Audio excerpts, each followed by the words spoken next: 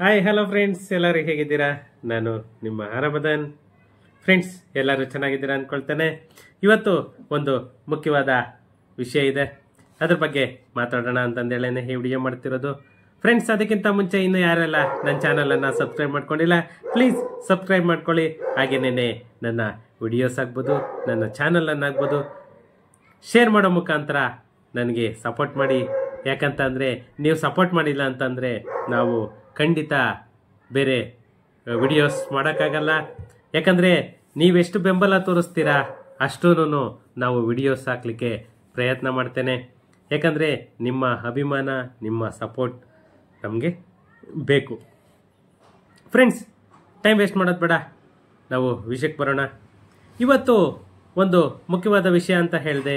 ಏನಂತ ಅಂದರೆ, ನಮ್ಮ ಕರ್ನಾಟಕ ಸರ್ಕಾರ, ನಮ್ಮ ಸಿದ್ದರಾಮಣ್ಣ ಅವರ ಸರ್ಕಾರ ತುಂಬಾ ಒಳ್ಳೆ ಪ್ರಯೋಜನಗಳನ್ನ ಒಳ್ಳೊಳ್ಳೆ ಆಫರ್ಗಳನ್ನ ಕೊಡ್ತಾ ಇದೆ. ಸುಮಾರು ಜನಗಳಿಗೆ ಅನುಕೂಲ ಆಗೋ ಥರ ಫೆಸಿಲಿಟಿಗಳನ್ನ ಕೂಡ ನಮ್ಮ ಕರ್ನಾಟಕ ಸರ್ಕಾರ ನೀಡ್ತಾ ಇದ್ದಾರೆ. ಯಾಕಂತಂದರೆ ಬೇರೆ ರಾಜ್ಯಗಳಿಗೆ ಕಂಪೇರ್ ಮಾಡಿದ್ರೆ ನಮ್ಮ ಕರ್ನಾಟಕ ಎಷ್ಟೋ ಬೆಸ್ಟ್ ಆ್ಯಂಡ್ ಬೆಟರ್ ಅಂತ ಹೇಳಬೇಕು. ಯಾಕಂದರೆ ಪ್ರತಿಯೊಂದು ಕೂಡ ಡಿಜಿಟಲೀಕರಣ, ಪ್ರತಿಯೊಂದು ಕೂಡ ಯಾಕಂದ್ರೆ ನಾಳೆ ಯಾವುದೇ ಕಾರಣಕ್ಕೂ ಯಾರು ಮೋಸ ಹೋಗಬಾರ್ದು ಅನ್ನೋದೊಂದು ಮೈಂಡಲ್ಲಿ ಇಟ್ಕೊಂಡು ಇಷ್ಟೆಲ್ಲನೂ ಪ್ರಾಸೆಸ್ ಮಾಡ್ತಾ ಇದ್ದಾರೆ. ಫ್ರೆಂಡ್ಸ್, ಇವತ್ತು ಒಂದು ಮುಖ್ಯವಾದ ವಿಷಯ ಅಂತ ಹೇಳಿದೆ. ಏನಂದರೆ, ನಮ್ಮ ಕರ್ನಾಟಕ ಸರ್ಕಾರ ಸುಮಾರು ಜನಗಳಿಗೆ ಅಕ್ರಮ ಸಕ್ರಮದ ಒಂದು ನ್ಯೂಸನ್ನು ಕೊಟ್ಟಿದ್ದಾರೆ. ಯಾಕಂತಂದರೆ ಸುಮಾರು ವರ್ಷಗಳಿಂದ ಎಷ್ಟೋ ಜನ ಸುಮ್ಮನೆ ಉಳುಮೆ ಮಾಡಿಕೊಂಡು ಅದನ್ನು ತಿಂತಾಯಿದ್ರು. ಬಟ್ ಅದರಿಂದ ಅವರಿಗೆ ಯಾವುದೇ ಥರ ಏನು ಕೂಡ ಅವ್ರದ್ದು ಡಾಕ್ಯುಮೆಂಟು, ಅವ್ರದ್ದು ಪ್ರಾಪರ್ಟಿ ಅನ್ನೋದಕ್ಕೆ ಯಾವುದೇ ದಾಖಲೆಗಳಿರಲಿಲ್ಲ.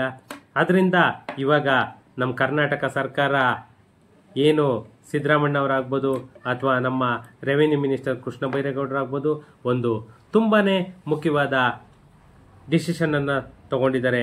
ಏನಂತ ಅಂದರೆ, ಈ ಬಗರ್ ಹುಕುಮಲ್ಲಿ ಯಾರೆಲ್ಲ ಅರ್ಜಿ ಹಾಕಿರ್ತಾರೆ ಆ ಅರ್ಜಿಗಳ ವಿಲೇವಾರಿಗೆ ಆಸಕ್ತಿ ತೋರದಿದ್ದರೆ ಕಾನೂನು ಕ್ರಮ ಎದುರಿಸಿ ಅನಗತ್ಯ ಫೀಲ್ಡ್ಗೆ ಇಳಿದ ಕೃಷ್ಣ ಬೈರೇಗೌಡರು. ಯಾಕಂದರೆ ಯಾರ್ಯಾರು ಅರ್ಜಿಗಳನ್ನ ಮಾಡಲ್ಲ, ಅದನ್ನ ಯಾರ್ಯಾರು ಕ್ಲಿಯರ್ ಮಾಡಲ್ಲ, ಅವರೆಲ್ಲರಿಗೂ ಕೂಡ ವಾರ್ನ್ ಮಾಡಿದ್ದಾರೆ ನಮ್ಮ ಕೃಷ್ಣ ಬೈರೇಗೌಡರು. ಯಾಕಂದರೆ ಅದು ಮೈನ್ ಬರೋದೇನೆ ತಹಸೀಲ್ದಾರ್ಗೆ. ಅದರಿಂದ ಪ್ರತಿಯೊಬ್ಬ ತಹಸೀಲ್ದಾರ್ ಕೂಡ ವಾರ್ನ್ ಮಾಡಿದ್ದಾರೆ. ರಾಜ್ಯದಲ್ಲಿ ಅಕ್ರಮ ಸಕ್ರಮ ಬಗರ್ ಹುಕುಂ ಅರ್ಜಿ ವಿಲೇವಾರಿ ಕೆಲಸಗಳಿಗೆ ಸಂಬಂಧಿಸಿದಂತೆ ಸಕಾರಾತ್ಮಕವಾಗಿ ಕೆಲಸ ನಿರ್ವಹಿಸದ ತಹಸೀಲ್ದಾರ್ ವಿರುದ್ಧ ಸೂಕ್ತ ಕಾನೂನು ಕ್ರಮವನ್ನು ತೆಗೆದುಕೊಳ್ಳಬೇಕು ಅಂತ ಹೇಳಿಬಿಟ್ಟು ನಮ್ಮ ಕೃಷ್ಣ ಬೈರೇಗೌಡರು ಸ್ಟ್ರಿಕ್ಟ್ ಆಗಿ ವಾರ್ನ್ ಮಾಡಿದ್ದಾರೆ. ನಿನ್ನೆ ಕೂಡ ಏಕಾಏಕಿ ನೆಲಮಂಗಲಗೆ ವಿಸಿಟ್ ಕೊಟ್ಟು ಅವ್ರಿಗೆ ಕೂಡ ತುಂಬಾ ಕ್ಲಾಸ್ ತಗೊಂಡಿದ್ದಾರೆ.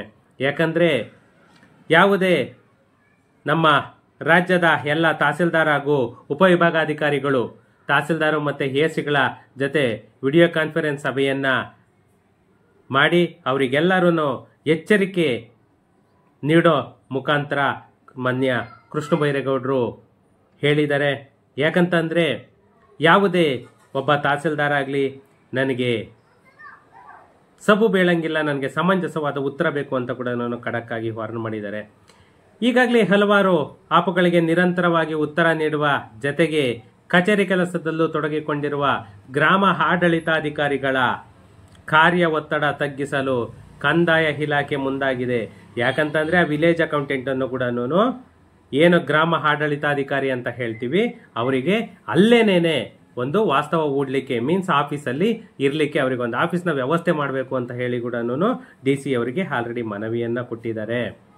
ಈ ಬಗರ್ ಹುಕುಂ ಅಪ್ಲಿಕೇಶನ್ಗಳು ವಿಲೇವಾರಿಗೆ ಅಧಿಕಾರಿಗಳು ಏನು ಮೀನಮೇಷ ಎಣಿಸ್ತಾ ಇದ್ರು, ಇದ್ಯಾವುದು ಕೂಡ ಸರಿಯಲ್ಲ ಅಂತ ಹೇಳಿಬಿಟ್ಟು ಕೂಡ ನಮ್ಮ ಕೃಷ್ಣ ಬೈರೇಗೌಡರು ತರಾಟೆಗೆ ತಗೊಂಡಿದ್ದಾರೆ. ಮತ್ತೆ ಅರ್ಜಿ ವಿಲೇವಾರಿ ಕೆಲಸವನ್ನ ಎಷ್ಟು ಬೇಗ ಆಗುತ್ತೋ ಅಷ್ಟು ಬೇಗ ಮುಗಿಸ್ಬೇಕು ಅಂತ ಕೂಡ ಹೇಳಿದ್ದಾರೆ. ಯಾವುದೇ ಗ್ರಾಮ ಆಡಳಿತಾಧಿಕಾರಿಗಳಿಗೆ ಈಗಾಗಲೇ ಕೆಲಸದ ಒತ್ತಡ ಹೆಚ್ಚಾಗಿದ್ದರೆ ಅಂಥವರಿಗೆ ಅಲ್ಲಿ ಪ್ರತಿಯೊಂದು ಕೆಲಸ ಕೂಡ ಈಸಿ ಆಗೋ ಥರ ಮಾಡಬೇಕು ಅಂತ ಹೇಳಿ ಕೂಡ ಇವರು ಪ್ಲಾನ್ ಮಾಡ್ಕೊಂಡಿದ್ದಾರೆ.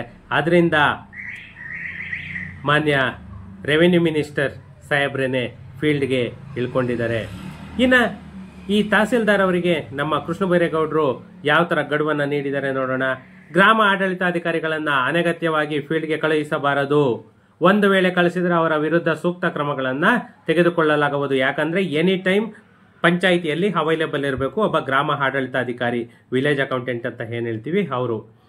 ಆದ್ದರಿಂದ ಎಲ್ಲ ತಹಸೀಲ್ದಾರ್ ಅವರಿಗೆ ಅಕ್ಟೋಬರ್ ಮತ್ತು ನವೆಂಬರ್ ಅಂತ್ಯದವರೆಗೆ 2 ತಿಂಗಳ ಗಡುವು ನೀಡುತ್ತಿದ್ದು, ಒಂದು ವೇಳೆ ಆ ಅವಧಿಯಲ್ಲಿ ಬಗರ್ ಹುಕುಂ ಅರ್ಜಿಗಳ ಸಮರ್ಪಕ ವಿಲೇವಾರಿ ಮತ್ತೆ ಅರ್ಹ ರೈತರಿಗೆ ಭೂ ಮಂಜೂರು ಆಗದಿದ್ದರೆ ಸಂಬಂಧಿತ ತಹಸೀಲ್ದಾರ್ ಅವರಿಗೆ ನೋಟಿಸನ್ನು ಜಾರಿಗೊಳಿಸಿ ಅವರ ವಿರುದ್ಧ ಕ್ರಮವನ್ನು ಕೈಗೊಳ್ಳುತ್ತೇವೆ.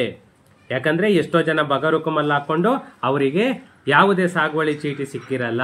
ಅಂಥವರಿಗೆ ಏನೇ ಅರ್ಜಿಗಳು ಹಾಕಿದ್ದಾರೆ ಆ ಅರ್ಜಿಗಳನ್ನ ಇಮ್ಮಿಡಿಯೇಟ್ ವಿಲೇವಾರಿ ಮಾಡಬೇಕು ಅಂತ ಹೇಳಿಬಿಟ್ಟು ಮಾನ್ಯ ರೆವಿನ್ಯೂ ಮಿನಿಸ್ಟರ್ ಸಾಹೇಬರು ಪ್ರತಿಯೊಬ್ಬ ತಹಸೀಲ್ದಾರ್ ಕೂಡ ಮನವಿಯನ್ನು ಮಾಡಿದ್ದಾರೆ. ಮತ್ತು ಒಂದು ಖಡಕ್ ವಾರ್ನನ್ನು ಕೂಡ ಮಾಡಿದ್ದಾರೆ. ಇಲ್ಲಿವರೆಗೂ ಈ ಬಗರ್ ಹುಕುಂಗೆ ಎಷ್ಟು ಅರ್ಜಿಗಳು ಬಂದಿದೆ ನೋಡೋಣ. ಸರ್ಕಾರದ ಮಹತ್ವಾಕಾಂಕ್ಷಿ ಯೋಜನೆಗಳಲ್ಲಿ ಅರ್ಹ ಭೂಹೀನರಿಗೆ ಜಮೀನು ಮಂಜೂರು ಮಾಡಬೇಕು ಎಂಬುದು ಕೂಡ ಒಂದು. ಆದ್ದರಿಂದ ನಮ್ಮ ಕಾಂಗ್ರೆಸ್ ಸರ್ಕಾರ ಅಧಿಕಾರಕ್ಕೆ ಬರುತ್ತಿದ್ದಂತೆ ಅಕ್ರಮ ಸಕ್ರಮ ಯೋಜನೆ ಅಡಿಯಲ್ಲಿ ಬಗರ್ ಹುಕುಂ ಅರ್ಜಿಗಳನ್ನು ಆಹ್ವಾನಿಸಲಾಯಿತು. ಆದರೆ ಕೆಲವು ಅಧಿಕಾರಿಗಳು ಬಗರ್ ಹುಕುಂ ಸಂಬಂಧಿತ ಕೆಲಸಗಳಲ್ಲಿ ನಿಶ್ಶಕ್ತಿಯನ್ನ ತೋರಿದ್ದಾರೆ, ಅಸಡ್ಡೆಯನ್ನ ತೋರುತ್ತಿದ್ದಾರೆ. 1 ವರ್ಷದ ನಂತರವೂ ಅಧಿಕಾರಿಗಳು ಈ ಬಗ್ಗೆ ತಡ ಮಾಡಿರೋದಕ್ಕೆ ಅರ್ಥನೇ ಇಲ್ಲ. ಸುಮಾರು 1 ವರ್ಷ ಅಪ್ಲಿಕೇಶನ್ ಆಗಿ ಬಂದಿದ್ರು ಕೂಡ ಇನ್ನೂ ಅದರ ಬಗ್ಗೆ ಯಾವುದೇ ಥರ ಕೇರ್ ತಗೊಂಡಿಲ್ಲ. ಇಷ್ಟೊಂದು ಲೇಜಿನೆಸ್ ಅವಶ್ಯಕತೆ ಇಲ್ಲ. ಯಾಕಂತಂದರೆ ಫಾರಂ ನಂಬರ್ 50 ಆಗ್ಬೋದು, 53 ಆಗ್ಬೋದು, ಮತ್ತು 57 ಅಡಿಯಲ್ಲಿ 14 ಲಕ್ಷ ಅರ್ಜಿಗಳು ಸಲ್ಲಿಕೆಯಾಗಿವೆ. ಈ ಸಲ್ಲಿಕೆಯಾಗಿರುವ ಬಗರ್ ಹುಕುಂ ಅರ್ಜಿಗಳ ಪೈಕಿ ಅರ್ಹ ಅರ್ಜಿಗಳು ಯಾವುವು, ಅನರ್ಹ ಅರ್ಜಿಗಳು ಯಾವುವು ಎಂಬುದು ತಹಶೀಲ್ದಾರಿಗಳಿಗೆ ಮೊದಲ ಹಂತದಲ್ಲೇ ತಿಳಿಯುತ್ತೆ. ಹೀಗಾಗಿ ಅಧಿಕಾರಿಗಳು ತಮ್ಮ ವಿವೇಚನೆಯ ಮೇಲೆ ಅನರ್ಹ ಅರ್ಜಿಗಳನ್ನು ಅನೂರ್ಜಿತಗೊಳಿಸಿ ಅರ್ಹರಿಗೆ ಶೀಘ್ರ ಜಮೀನು ಮಂಜೂರು ಮಾಡಬೇಕು. ಅಧಿಕಾರಿಗಳು ಈ ಕೆಲಸವನ್ನು ಕಚೇರಿಯಲ್ಲೇನೆ ಮುಗಿಸಬೇಕು. ಗ್ರಾಮ ಆಡಳಿತ ಅಧಿಕಾರಿಗಳಿಗೆ ಅನಗತ್ಯವಾಗಿ ಅರ್ಜಿಗಳ ಪರಿಶೀಲನೆಗೆ ಫೀಲ್ಡ್ಗೆ ಕಳುಹಿಸಬೇಡಿ. ಏನೇ ಇದ್ರೂ ಕೂಡ ಆಫೀಸಲ್ಲೇ ನೋಡ್ಕೊಳ್ಳಿ, ಆಫೀಸಲ್ಲೇನೇ ಅಪ್ಲಿಕೇಶನ್ ಅನ್ನ ಕ್ಲೋಸ್ ಮಾಡಿ ಅಂತ ಹೇಳ್ಬಿಟ್ಟು ಕೃಷ್ಣ ಬೈರೇಗೌಡರು ಒಂದು ವಾರ್ನನ್ನ ಮತ್ತೆ ಒಂದು ರಿಕ್ವೆಸ್ಟ್ ಅನ್ನ, ಒಂದು ಮನವಿಯನ್ನ ಎಲ್ಲ ತಹಸೀಲ್ದಾರ್ ಕೂಡ ಮಾಡಿದ್ದಾರೆ. ಯಾವುದೇ ಅರ್ಹ ಮೀನ್ಸ್ ಕ್ವಾಲಿಫೈ ಗ್ರಾಂಟಿ, ಅರ್ಹ ಗ್ರಾಂಟ್ಗೆ ವಿಳಂಬ ಬೇಡ, ಯಾವುದೇ ಆಲಸ್ಯ ಬೇಡ, ಟೈಮ್ ವೇಸ್ಟ್ ಮಾಡೋದು ಬೇಡ. ಅರ್ಹ ಫಲಾನುಭವಿಗಳಿಗೆ ಮಂಜೂರು ಮಾಡಲು ವಿಳಂಬ ಧೋರಣೆ ಸರಿಯಲ್ಲ, ಅವರ ಅಭಿಪ್ರಾಯ 100% ರಾಂಗ್ ಅಂತ ಹೇಳ್ಬಿಟ್ಟು ನಮ್ಮ ಕೃಷ್ಣ ಬೈರೇಗೌಡರು ಹೇಳ್ತಿರೋದು. ಈವರೆಗೆ ಎಷ್ಟು ಜನ ಅರ್ಜಿಗಳು ಅರ್ಹ ಎಂದು ಅಧಿಕಾರಿಗಳು ಗುರುತಿಸಿದ್ದೀರೋ ಆ ಅರ್ಜಿಗರಿಗೆ ಮುಂದಿನ 1-2 ವಾರದಲ್ಲಿ ಸಾಗುವಳಿ ಚೀಟಿಯನ್ನ ನೀಡಿ ಬಗರ್ ಹುಕುಂ ಸಭೆ ಏನು ಬಗರ್ ಹುಕುಂ ಕಮಿಟಿ ಏನು ನಡೆಸಬೇಕು ಅಂತಂದೇಳಿ ಎಲ್ಲ ಶಾಸಕರಿಗೆ ಟೈಮನ್ನು ಕೊಟ್ಟಿದ್ದಾರೆ. ಆ ಟೈಮಲ್ಲಿ ನನಗೆ ಯಾವ ಟೈಮ್ ಕೊಟ್ಟಿದ್ದೀರಾ ಆ ಟೈಮನ್ನು ತಿಳಿಸಿ ಅಂತ ಹೇಳಿಬಿಟ್ಟು ಕೃಷ್ಣ ಬೈರೇಗೌಡರು ಹೇಳ್ತಿರೋದು. ನಾನು ಅವ್ರ ಜೊತೆ ಮಾತಾಡಿ ಸಮಯನ್ನ ನಿಗದಿಪಡಿಸುತ್ತೇನೆ ಅಂತ ಕೂಡ ಅವರು ಆಶ್ವಾಸನೆಯನ್ನ ನೀಡಿದ್ದಾರೆ. ಇದೇ ಸಂದರ್ಭದಲ್ಲಿ ಗುಂಡ್ಲುಪೇಟೆ ತಾಲೂಕು ಈಗಾಗಲೇ ಸುಮಾರು 15 ಅರ್ಹ ಫಲಾನುಭವಿಗಳನ್ನು ಗುರುತಿಸಿ ಭೂ ಮಂಜೂರನ್ನ ಮಾಡಲಾಗಿದೆ. ತಹಶೀಲ್ದಾರರ ಕೆಲಸಕ್ಕೆ ಸಚಿವರು ಮೆಚ್ಚುಗೆಯನ್ನ ವ್ಯಕ್ತಪಡಿಸಿದ್ದಾರೆ. ಗುಂಡ್ಲುಪೇಟೆಯಲ್ಲಿ ಸುಮಾರು 15 ಜನ ಅರ್ಹ ಫಲಾನುಭವಿಗಳಿಗೆ ಏನು ತಹಶೀಲ್ದಾರ್ ಮಂಜೂರು ಮಾಡಿದ್ರು ಅದರ ಬಗ್ಗೆ, ಆ ತಹಶೀಲ್ದಾರ್ ಬಗ್ಗೆ ಮೆಚ್ಚುಗೆಯನ್ನ ಕೂಡ ನಮ್ಮ ಕೃಷ್ಣ ಬೈರೇಗೌಡರು ಮಾಡಿದ್ದಾರೆ. ಮತ್ತೆ ಇನ್ನು ಯಾವ ಪೆಂಡಿಂಗ್ ಇದಾವೆ ಅವನ್ನ ಎಲ್ಲವನ್ನ ಕೂಡ ಇಮ್ಮಿಡಿಯೇಟ್ ಕ್ಲೋಸ್ ಮಾಡಿ ಅಕ್ಟೋಬರ್ ನವೆಂಬರ್ ತಿಂಗಳಲ್ಲಿ ಈ ಕೆಲಸಗಳಿಗೆ ಹೆಚ್ಚಿನ ಆದ್ಯತೆ ನೀಡಲಾಗುತ್ತಿದ್ದು, ಇದೇ ತಿಂಗಳ ಅಂತ್ಯದಲ್ಲಿ ಮತ್ತೊಂದು ವಿಡಿಯೋ ಕಾನ್ಫರೆನ್ಸ್ ಸಭೆಯನ್ನು ನಡೆಸಿ ಪರಿಶೀಲನೆ ನಡೆಸಲಾಗುವುದು ಅಂತ ಹೇಳ್ಬಿಟ್ಟು ಕೂಡ ನಮ್ಮ ಕೃಷ್ಣ ಬೈರೇಗೌಡರು ಹೇಳ್ತಿದ್ದಾರೆ. ಅದು ಏನೇ ಇರಲಿ ಅವರು ಈ ಬಗರ್ ಹುಕುಮಲ್ಲಿ ಫಾರಂ ನಂಬರ್ 50 ಆಗ್ಬೋದು, 53 ಆಗ್ಬೋದು, 57 ಆಗ್ಬೋದು, ಆ ಮೂರರಲ್ಲೂ ಯಾರು ಅಪ್ಲಿಕೇಶನ್ ಹಾಕಿದ್ರು ಅವ್ರದ್ದು ಇಮ್ಮಿಡಿಯೇಟ್ ನೀವು ಅವರಿಗೆ ಜಮೀನನ್ನು ಕೊಡಿ ಅಂತ ಹೇಳಿಬಿಟ್ಟು ಮಾನ್ಯ ರೆವಿನ್ಯೂ ಮಿನಿಸ್ಟರ್ನೇ ತಹಸೀಲ್ದಾರ್ಗೆ ಮನವಿಯನ್ನ ಮಾಡ್ತಿದ್ದಾರೆ. ಇನ್ನು ಏನೇ ಇದ್ರೂ ಕೂಡ ಬಗರ್ ಹುಕುಮ್ದು ತಹಸೀಲ್ದಾರ್ ಮೇಲೆ ಡಿಪೆಂಡು, ನಮ್ಗೆ ಎಷ್ಟು ಬೇಗ ಜಾಗ ಬರುತ್ತೆ ಅನ್ನೋದು. ಏನು ಅಷ್ಟು ಮಾತ್ರ ರೈತರಿಗೆ ಜಾಗ ಸಿಕ್ಕಲಿ ಅಂತ ಹೇಳ್ತಾ ಇನ್ನೊಂದು ವಿಡಿಯೋದಲ್ಲಿ ಸಿಗೋಣ ಫ್ರೆಂಡ್ಸ್. Thank you.